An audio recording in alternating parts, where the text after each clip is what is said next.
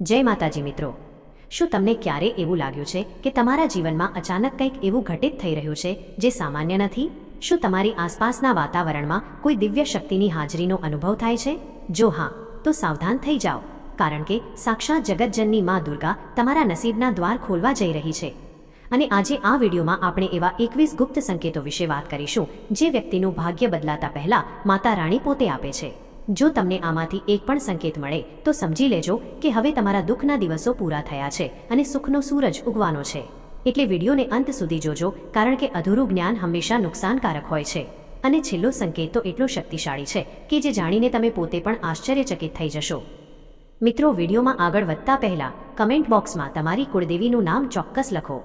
સૌથી પહેલો સંકેત છે બ્રહ્મ મુહૂર્તમાં અચાનક આંખ ખુલવી. જો તમારી ઊંઘ રોજ સવારે 3-5 વાગ્યાની વચ્ચે અચાનક ખુલી જાય અને તમને કોઈ અજીબ શાંતિનો અનુભવ થાય તો આ કોઈ સાધારણ ઘટના નથી, પરંતુ માં દુર્ગાનો સંકેત છે કે તેઓ તમારી ભક્તિથી પ્રસન્ન છે અને બ્રહ્માંડની શક્તિઓ તમને જગાડી રહી છે, જેથી તમે તે સમયે કરેલી પ્રાર્થના સીધી માતાના ચરણોમાં પહોંચી શકે. બીજો સંકેત છે સપનામાં વારંવાર નાની કન્યાના દર્શન થવા.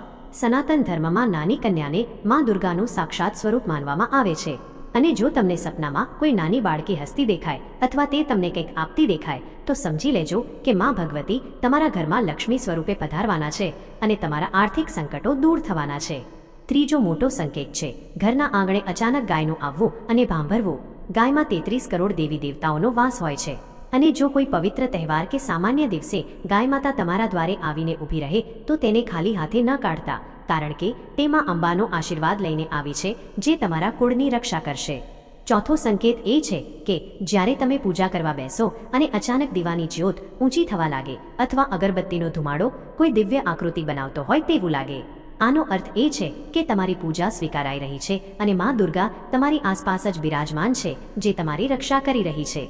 પાંચમો સંકેત છે રસ્તામાં જતી વખતે ક્યાંક સિક્કો કે નાણું મળવું. ઘણા લોકો તેને અશુભ માને છે, પણ વાસ્તવમાં આ માં લક્ષ્મી અને માં દુર્ગાનો સંકેત છે કે તમારા જીવનમાંથી દરિદ્રતા દૂર થવાની છે અને અટકેલા નાણાં પાછા મળવાના છે. છઠ્ઠો સંકેત છે પક્ષીઓ દ્વારા તમારા ઘરમાં માળો બનાવવો અથવા ચકલીઓનું કલરવ કરવું. પક્ષીઓ કુદરતના દૂત ગણાય છે, અને જો પક્ષીઓ તમારા આંગણામાં સુરક્ષિત અનુભવે તો સમજી લેજો કે તમારા ઘરનું વાતાવરણ સકારાત્મક બની ગયું છે અને હવે ત્યાં કોઈ નકારાત્મક શક્તિ ટકી શકશે નહીં. સાતમો સંકેત છે અચાનક મંદિરના ઘંટનો અવાજ સંભળાવો અથવા શંખનાદ સંભળાવો.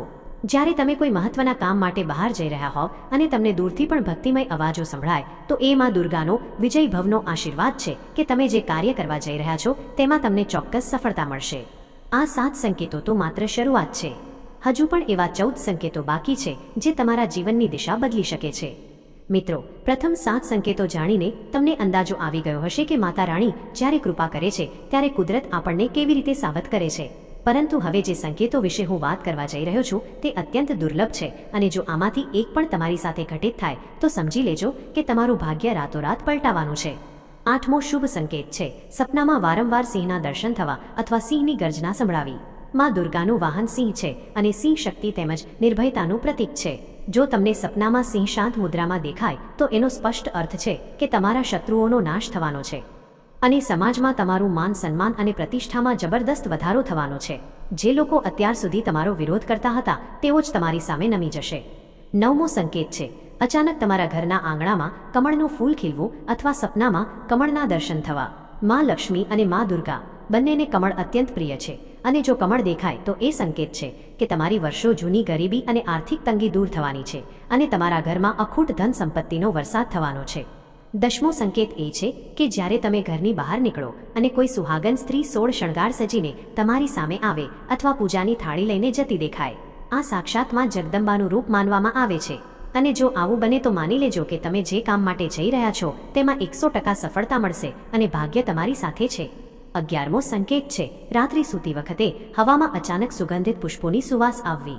જો તમારી આસપાસ કોઈ ફૂલ ન હોય છતાં પણ તમને ગુલાબ, મોગરો કે ચંપા જેવી દિવ્ય સુગંધનો અનુભવ થાય તો સમજી લેજો કે માં દુર્ગાના દૂતો અને દેવી શક્તિઓ તમારા ઘરનું રક્ષણ કરી રહી છે અને તમારા ઘરમાંથી નકારાત્મકતા કાયમ માટે વિદાય લઈ રહી છે. 12મો સંકેત છે સપનામાં લાલ રંગના વસ્ત્રો પહેરેલી સ્ત્રી હસતી મુદ્રામાં દેખાવી. લાલ રંગમાં દુર્ગાનો પ્રિય રંગ છે, અને જો આવી સ્ત્રી તમને આશીર્વાદ આપતી દેખાય તો એનો અર્થ છે કે તમારી સંતાન પ્રાપ્તિની ઈચ્છા અથવા લગ્ન જીવનની સમસ્યાઓનો અંત આવશે અને ઘરમાં ખુશીઓનું આગમન થશે. 13મો સંકેત છે અચાનક તમારા હાથમાં ખંજવાળ આવવી.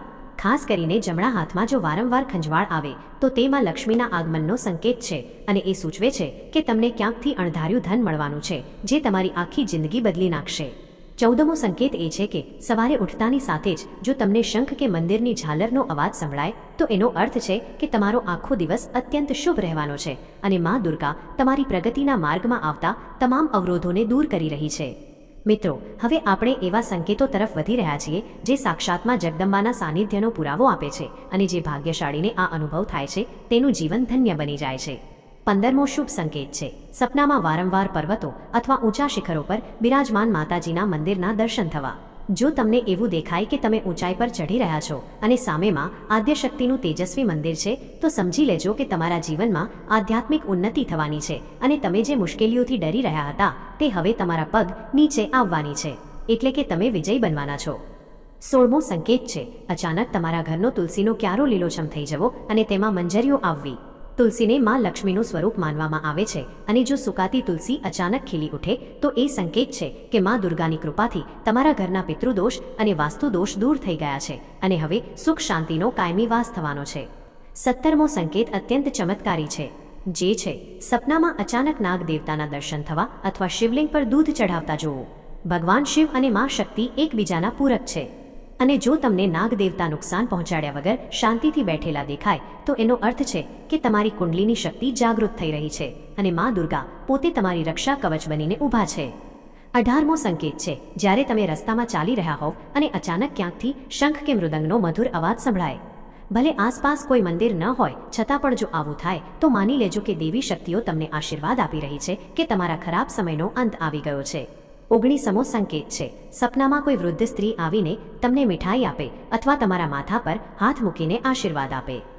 શાસ્ત્રો મુજબ માં દુર્ગા ઘણીવાર વૃદ્ધાના સ્વરૂપમાં આવીને પોતાના ભક્તોની પરીક્ષા લે છે અને આશીર્વાદ આપે છે. જો આવું સપનું આવે તો સમજી લેજો કે તમારા જીવનના તમામ પાપોનું પોટલું હવે બળીને ખાખ થઈ ગયું છે અને તમારું ભાગ્ય સોનાની જેમ ચમકવાનું છે. 20મો સંકેત છે અચાનક તમારા મનમાં ભક્તિનો એટલો પ્રવાહ વધવો કે તમને રડવું આવી જાય.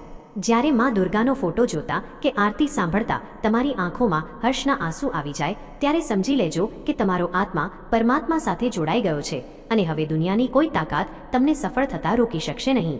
અને મિત્રો, હવે વાત કરીએ સૌથી છેલ્લા અને 21મા સૌથી શક્તિશાળી સંકેતની, જે છે સપનામાં માં દુર્ગાના પ્રત્યક્ષ દર્શન થવા અથવા તેમનું તેજ જોવું.